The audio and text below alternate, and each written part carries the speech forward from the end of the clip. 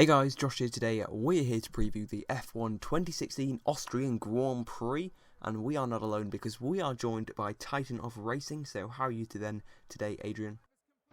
I'm feeling good. I'm feeling ready to go. Excited for the race? Yeah.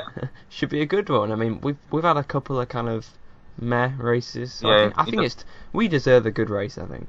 Yeah, in the last couple of years it was pretty boring, I have to say, but this year the race has been much better. I could say even to the level of V8, which is pretty good. We've had some really good races, haven't we? Like Bahrain, China, Australia, all been really, of course, Spain. Yes. We've had quite a few really conspiracy. Really good yeah, well, it certainly worked, didn't it? With Bernie was like, we're going to try and stop these Mercs from winning all the time. Yeah. And then they crash each other out. So, you know, that could happen this weekend. You never know. Austria's a pretty tight track. I think the McLarens collided, I think, in the past. I don't know if it was... Yeah, it was. I think it was 2001, actually. 2001, yeah, that was it. So maybe we'll see the same again with the Mercedes. We'll have to see. But who do you think is going to be strongest then this weekend? Do you think it's going to be a bit of a Mercedes walkover, or do you think Ferrari might have a bit of a chance? Maybe not in qualifying, but maybe in the race. Yeah, I think it will be Mercedes, but Maurizio Rivabene's says something about some aerodynamical upgrades coming for this weekend and a new Ferrari. So I don't know. But on paper, Mercedes looks the strongest. I think Red Bull will struggle, like in Baku, because it's a power track. We've seen that in both Canada and Baku. But I think that Force India, and who knows, maybe Williams will come for a close top 5 battle, I reckon. Williams versus Force India, who do you see coming out on top of that one? I think I will have to say probably Williams, because we haven't seen actually what Force India can do on high-speed corners so far, because neither Canada has those, and Williams did a pretty good job at Canada. They got podium, with Valtteri Bottas, and who knows? But that's my bet. Yeah, I'd say that. I mean, yeah, like you mentioned, Austria is probably a bit more similar to Canada, isn't it, than like Monaco or Baku. So maybe Williams will be ahead, and Massa is actually pretty good at this track.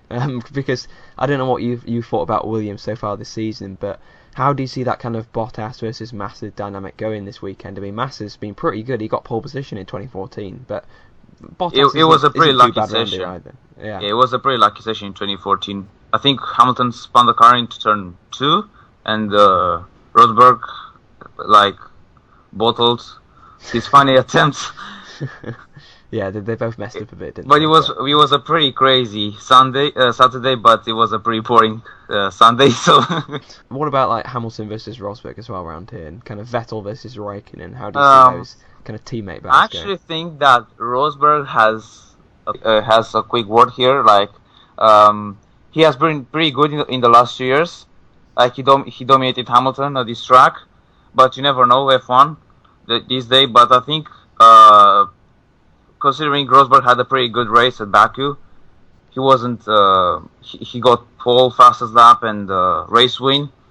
Whereas Hamilton struggled to understand the wheel issues he had in Baku, if you remember. It will be interesting also with Hamilton's pace. And they haven't got a 1-2 since the Russian Grand Prix, so Mercedes will be keen to set that one straight. And just to bring it at home, I guess. Yeah, exactly, and to kind of do it in front of Red Bull as well, when they kind of own this track. It would be a bit of a middle finger at them. But the Red Bull around here, like you said, they're probably going to struggle, aren't they? I mean, it's kind of a power track, and there are some high speed corners, but it's not really enough. Yeah, it's more of an engine track. It's like but Red Bull really struggled last weekend. I mean, 2 weeks. Yeah, 2 weeks was it? They struggled a lot with the tower. I mean, Ricardo of the race after the race on the interview, he said that he was wheel spinning in third and fourth gear in lap 5. Yeah, and of course they tried the medium tires, didn't they? Yeah, so. and they worked pretty well. I mean, they both Red Bulls overtook Hülkenberg, which did more laps on the super softs rather than the softs, which he started on. And of course the tires for this weekend, it's the ultra soft. Yeah, the softest combination. Soft. Yeah, so we'll see how that one goes. I mean, if you look at the tyre selections, we've got pretty much the same. I mean, they don't really mean that much, really. It's kind of how you use them that's the interesting. Yeah, how you manage them, I guess. Exactly. And do you think it's going to be pretty much a one-stop this weekend, or maybe a two-stop? Will some people try? I think there will be some teams to opt for a two-stop, because the mandatory tires are the super soft and the soft, and obviously everyone which get into Q3 will do qualifying on super softs, unless because there's some rain for this weekend, which could spice up the things. But if it stays dry, I think it will be the top teams will do a one-stop, because that's what they've done for the last races. I mean, we'll see what the rain plays though. I mean, it could rain in the race, and all this kind of strategies that they come up with it could be like Monaco once again. Pointless, yeah. And we could see like rain for half the race, and then maybe they slap on a set of the soft tyres and just go to the end. So or for the ultra soft to do like 50 laps once again. Probably, yeah. Especially if it's low temperatures, it seems that the ultra soft can just go forever. But let's talk about a few of the other teams. Of course, McLaren. What are your kind of general thoughts on their season so far and heading into Austria? It is much better than last year, obviously, but it's still not they want to, because they want to get a podium for this season, I believe, but it doesn't look like, unless like both Mercedes, Ferraris, and Red Bulls crash or something like that. But it'd be somewhere like Hungary or Singapore, I'd probably say. I mean, they look decent at certain tracks. They actually look like a 5th, 6th fastest team, probably more like this 6th or 7th. But if you look at Monaco, Alonso got 5th place. The track doesn't really suit them, but certainly I think at Silverstone and especially Hungary, teams like McLaren and Red Bull should be, I think, pretty strong. Toro Rosso, they're going to be really struggling this weekend, I think, with that 2015 power unit. I mean, it seems that they made some steps as well on the parent. I mean, they aren't that slow on the straight line. They were pretty quick on the straight at the back. They were like in top 10 at some time. Renault, difficult weekend for them on the cards. Yeah, but I don't think they will do. They won't have that good weekend, because look at Baku, they qualified last.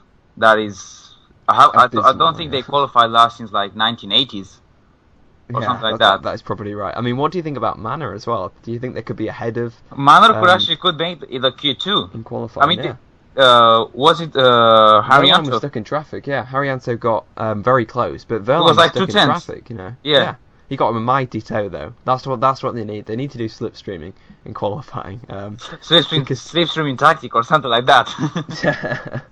Yeah, exactly. I mean, Haryanto got a huge slipstream and it paid dividends. So credit to him. He did well in qualifying. Shame about the race. I mean, he was hit by Gutierrez. So it didn't really matter, but. We'll see. Sauber Sauber were pretty good actually, weren't they, in Baku? Do you think they can continue that into Austria? Definitely. I mean, if you look at the start of the season, Sauber were pretty much were really disappointing compared to last year. Last year they got third. 5th place in Australia, wasn't it? Yeah, and also Nazar got like 6th or 7th, or he got points in Russia. He was like. Yeah, in Russia, yeah. 7th or 8th. That was weird, wasn't it? Because that was like near the end of the season, so yeah, it's like you'd expect them to fall away, but they were still kind of a really randomly good race. I think have you got anything else to add? And if not, we'll go to predictions. I think we should just go straight to predictions. Yeah, sure.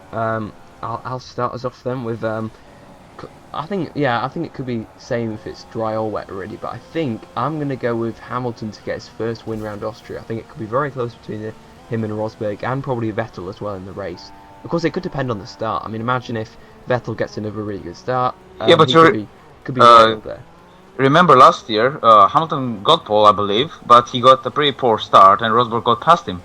Yeah. And then Hamilton was trying to slipstream him on the first lap, but then the safety car came in, and then Rosberg. Oh yeah. So Rosberg, I think it could be a good battle. I'm going to go out on a limb. We're going to get an overtake between the two Mercedes drivers. If that happens, we're actually going to get that for like the first time since like Bahrain 2014. But I think Kota probably last year.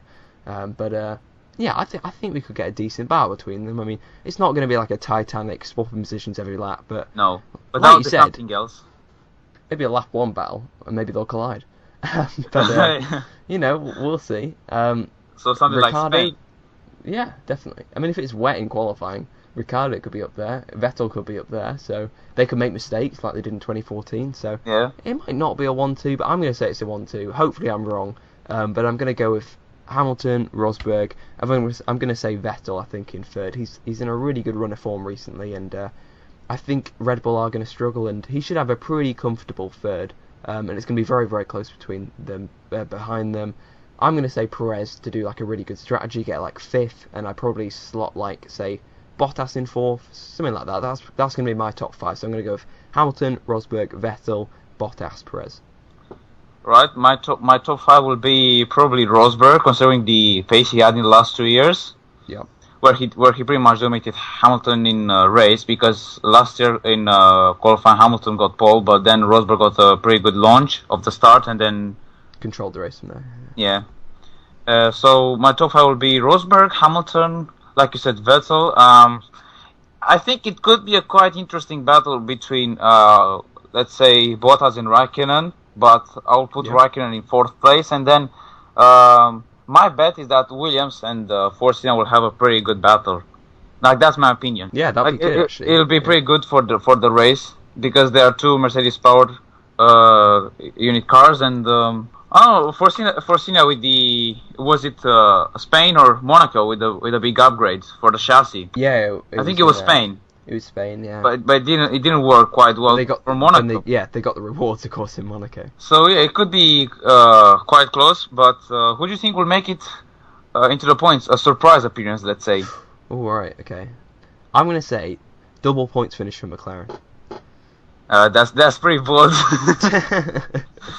But do you think something? Do you think someone like, let's say, like Gutierrez to get points, or Sauber? I say Sauber's probably more likely. I mean, I'll just quickly. Obviously, last year, they were 12th. They were 9th and 12th actually in qualifying, which is pretty good. And then in the race, they were 11th and 13th. So they didn't drop that much. Yeah, maybe. I think and if it's going to be one of them, I'd say round here it'll be Nasser, because he was very good round here in GP2 as well. So I'd say Nasser.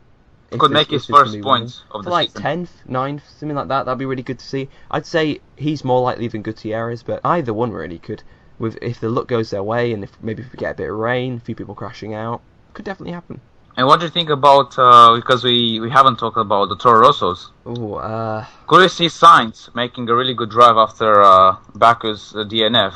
I think Fiat actually will be up there. I mean, it should be close between the two of them, but I kind of feel like Fiat did finally kind of a good job in Baku. It's like his first good race in quite a while, so I think he's going to be keen to keep that on, and I'll say a bit of a prediction. I think Fiat to be ahead of Sainz this weekend, and kind of be the first time I think that Fiat's finished ahead of Sainz, as you know, when they've been teammates. Yeah, but if you remember from last year, Sainz did not finish the race, and Kvyat got 12th place behind Nasser. Yeah, we'll see. I mean, Fiat got a 10-place give penalty for his engine, so I think same with Ricciardo, I believe. Yeah. I don't know. Maybe we're underestimating Red Bull. Who knows? Maybe they'll be up there. Maybe they'll be like the third quickest team. You never know. I mean, they kind of surprised us before, didn't they? Where we kind of thought they'd be nowhere. Say even at the start of the season, we thought that. Well, I don't know about you, but I thought they were going to be like fourth or fifth. But they were the third quickest team. So I don't know. Maybe we're too soon to count Red Bull out. Maybe a bit of rain. They could be even up on the podium, but. Maybe top 5 is a bit more realistic. Yeah. Do you think we'll have a first lap crash like last year? Oh, right. Yeah. Which could bring a safety car, or let's say, turn 1 had some incidents, but it was pretty close, but it didn't have any incidents, I believe. Right. Someone's going to get nerfed at turn 1, I think. There's going to be like some contact at the back. I'm feeling it's going to be Palmer. just because the crash is how he has so far. Okay, yeah, Palmer Gutierrez the crash. That's my prediction.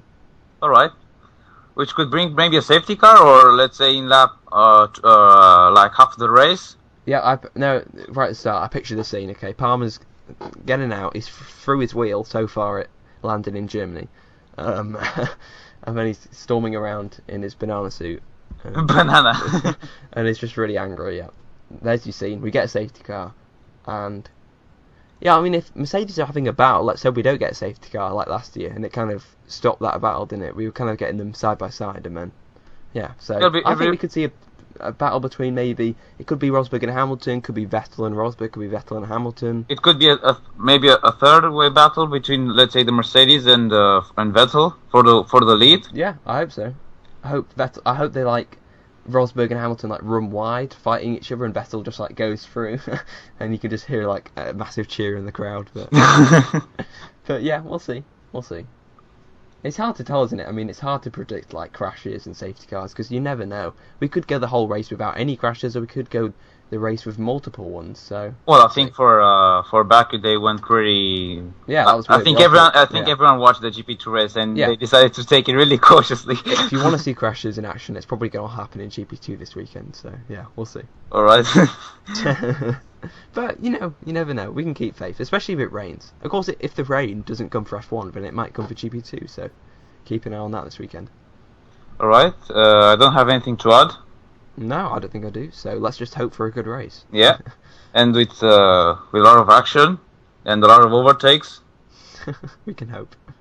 All right. Right. I think that's pretty much it then. So you guys can leave your top 5 down in the comment section below, and we'll see how wrong or right we are after the weekend. And hopefully, if we predict a Mercedes 1-2, hopefully you're wrong, and we get a decent battle, or at least a shock result maybe. I think Vettel winning would be a shock result as well. So. Well, I don't really think it would be a shock result considering because Ferrari is generally the second quickest car, but it didn't have the luck because the pace it has, but it didn't have luck so far. Yeah, I think if things go their way, they'll definitely be up there. So let's see. We could get a good battle. We can keep safe. So yeah. Oh, and we've got Charles Leclerc in for FP1 at Haas, and that means to me, I think he's going to replace Celis Jr. Yeah. Which I'm not happy about.